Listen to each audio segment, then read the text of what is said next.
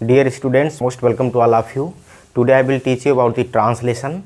I will teach you also the definition of translation. आज इस video में आपको हम ट्रांसलेट करने का तरीका बताने वाले हैं। सबसे पहले हम समझेंगे कि ट्रांसलेशन की परिभाषा क्या है, ट्रांसलेशन किसे कहते हैं। बहुत सारे बच्चे ऐसे होते हैं जो ट्रांसलेशन को समझ नहीं पाते हैं कि ये ट्रांसलेशन होता क्या है।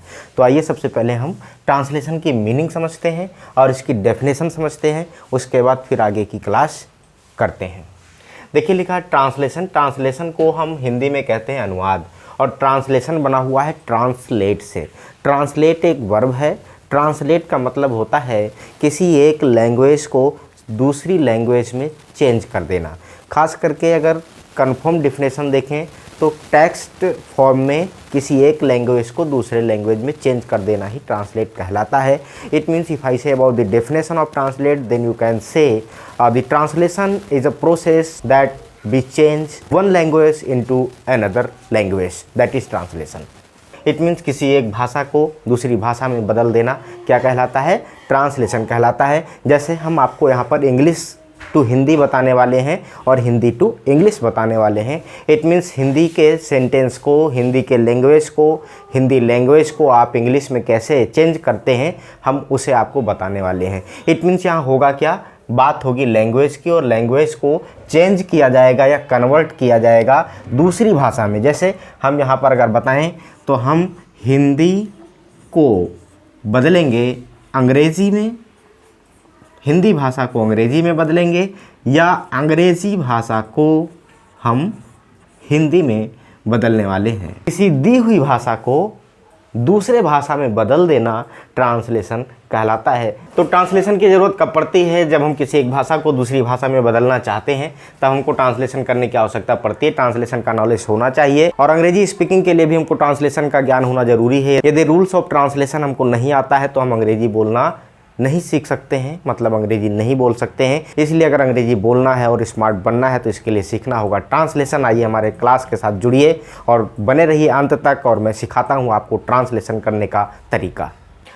अब हम आगे देखते हैं टेंस। टेंस क्या होते हैं, टेंस की डेफिनेशन क्या होती है, टेंस कितने प्रकार के होते हैं। यहाँ लिखा है टेंस। टेंस का हिंदी होता है काल, और काल को हम समय भी कहते हैं। अर्थात यहाँ हम टाइम को सीखने वाले हैं। लेकिन टाइम कैसा, कार्य के होने का टाइम, कार्य के होने का समय। टेंस के माध्यम से हम सीखते हैं कि कार्य किस समय में हो रहा है। तो इसके लिए हम देखेंगे कि टेंस को खास करके 3 पार्ट में डिवाइड किया गया है। Tense has divided into 3 parts. First present tense, second past tense and third future tense. ये तीनों प्रकार के टेंस अगर हम सीख लेंगे तो हम अंग्रेजी की एक अच्छी जानकारी हासिल कर सकते हैं। टेंस अगर हमें नहीं आता है, टेंस हम अगर नहीं सीख पाते हैं तो हमको बहुत बड़ी समस्या पैदा होती है। फिर आगे हम फ्यूचर में इंग्लिश को बोल नहीं पाएंगे। ऐसी तमाम प्रकार की समस्याएं आती हैं। ठीक है, तो यहाँ पर मैं आपको बता रहा हूँ टेंस। टेंस का मतलब होता है काल, और काल का मतलब होता है समय। लेकिन कैसा समय, मैंने अभी आपको बताया है कि काम के होने का समय। यहाँ पर जितने भी वाक्य आएंगे सारे सेंटेंस में बताया जाएगा कि काम किस समय में हो रहा है। तो इसका मतलब यही हुआ कि टाइम हमें यहाँ पर बताएगा कि कोई काम किस समय में हो रहा है। तो इसके आधार पर हम टेंस को कितने भागों में डिवाइड किए, मैंने अभी बताया कि 3 भागों में हमने डिवाइड किया, प्रेजेंट, पास्ट एंड फ्यूचर। ठीक है, तो प्रेजेंट टेंस को हम वर्तमान काल कहते हैं हिंदी में, और पास्ट टेंस को हम भूतकाल कहते हैं, फ्यूचर टेंस को हम भविष्य काल कहते हैं। यदि हम देखें तो हमारे सामने टेंस यानी काल 3 ही प्रकार के होते हैं, समय 3 ही प्रकार के होते हैं। एक तो ये जो वर्तमान में चल रहा है, एक ये जो कल बीत गया है, और एक वो जो कल आएगा। ठीक है ना, तो इसको आसानी से इस तरह से हम रिलेट करके सीख सकते हैं कि टाइम 3 ही प्रकार के होते हैं। तो आइए हम देखते हैं एक उदाहरण के माध्यम से।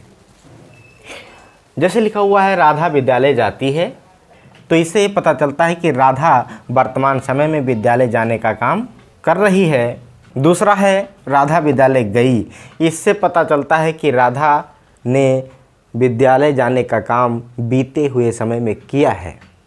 इससे वर्तमान समय का पता चलता है, और इससे बीते हुए समय यानी भूतकाल का पता चलता है, पास्ट का पता चलता है। और तीसरा है फ्यूचर टेंस में लिखा है राधा विद्यालय जाएगी। तो इस सेंटेंस से हमें ये पता चलता है कि राधा ना तो विद्यालय जाती है और ना विद्यालय वो गई है। राधा आने वाले समय में विद्यालय जाएगी, अभी वो गई नहीं है। तो इस तरह से हम तीनों सेंटेंस का ट्रांसलेट करके देख लेते हैं, उसके बाद इसके हम प्रकार देखेंगे। ये सेंटेंस मात्र हम एग्जाम्पल के लिए लिखे हैं जिससे हम तीनों को समझ सके आसानी से। वर्तमान में राधा काम कर रही है, पास्ट में राधा काम कर चुकी है, फ्यूचर में राधा काम करेगी। कौन सा काम? विद्यालय जाने का। ठीक है ना। तो आइए देखते हैं राधा विद्यालय जाती है का ट्रांसलेशन क्या होगा।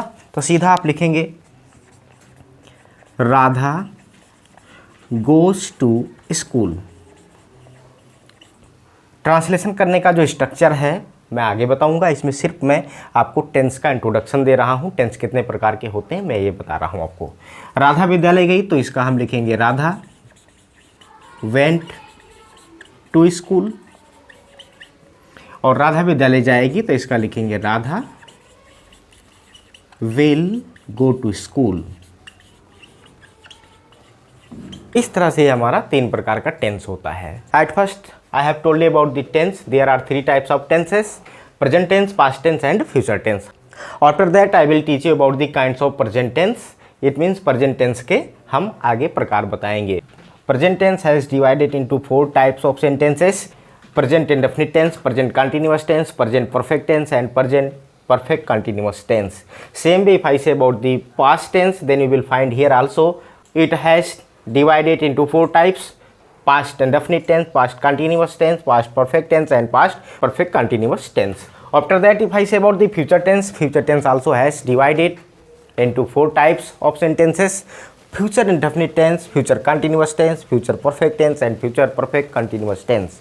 ओके ये आपके 4 प्रकार के टेंस, ये 4 प्रकार के टेंस और ये 4 प्रकार के टेंस यदि हम जोड़ लें तो 4 या 12 कुल 12 प्रकार के सेंटेंस होते हैं। अगर हम सेंटेंस की बात करें तो ये सारे जितने भी आपके टेंस लिखे हुए हैं सभी प्रकार के टेंस के 4-4 सेंटेंस भी होंगे। जैसे प्रेजेंट इंडेफिनिट टेंस में क्या होगा? अफर्मेटिव, नेगेटिव, इंट्रोगेटिव और इंट्रोगेटिव वहाँ 2 प्रकार के पढ़ेंगे और इंट्रोगेटिव नेगेटिव पढ़ेंगे। तो ऐसे ही सारे को हम 4 पार्ट्स में वहाँ पर भी डिवाइड करेंगे, सेंटेंस समझेंगे, जानेंगे और सबका ट्रांसलेशन बनाने का स्ट्रक्चर, फार्मूला सब देखेंगे।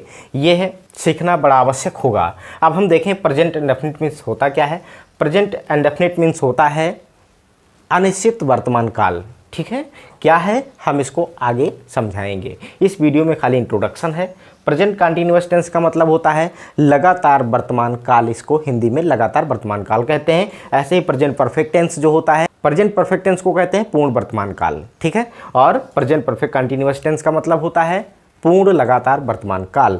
ऐसे ही यहाँ क्या है? पास्ट इंडेफिनिट अनिश्चित भूतकाल, पास्ट कंटिन्यूअस टेंस लगातार भूतकाल, पास्ट परफेक्ट पूर्ण भूतकाल, पास्ट परफेक्ट कंटिन्यूअस टेंस पूर्ण लगातार भूतकाल, पूर्ण लगातार भूतकाल। इसी तरह से अगर हम फ्यूचर की देखें, फ्यूचर इंडेफिनिट टेंस का मतलब होता है अनिश्चित भविष्यकाल, फ्यूचर कॉन्टिन्यूअस टेंस का मतलब होता है लगातार भविष्यकाल, फ्यूचर परफेक्ट टेंस का मतलब होता है पूर्ण भविष्यकाल और फ्यूचर परफेक्ट कंटिन्यूअस टेंस का मतलब होता है लगातार पूर्ण भविष्यकाल या पूर्ण लगातार भविष्यकाल। जो हिंदी मीडियम के बच्चे हैं वो अक्सर कहा करते हैं कि हिंदी में भी बता दिया करिए, इसीलिए मैं हिंदी भी बीच बीच में लिख दिया करता हूं ताकि उनको समझने में आसानी हो। तो इस वीडियो में ठीक मैंने आपको टेंस के प्रकार बताए हैं और मुझे लगता है कि ये सारे टेंस के प्रकार आपको अच्छे तरीके से आ गए होंगे। ये टोटल आप अपने कॉपी में नोट करते चलिए। इसके बाद मैं आपको बारी बारी से प्रेजेंट इंडेफिनिट से लेकर के फ्यूचर कंटिन्यूअस तक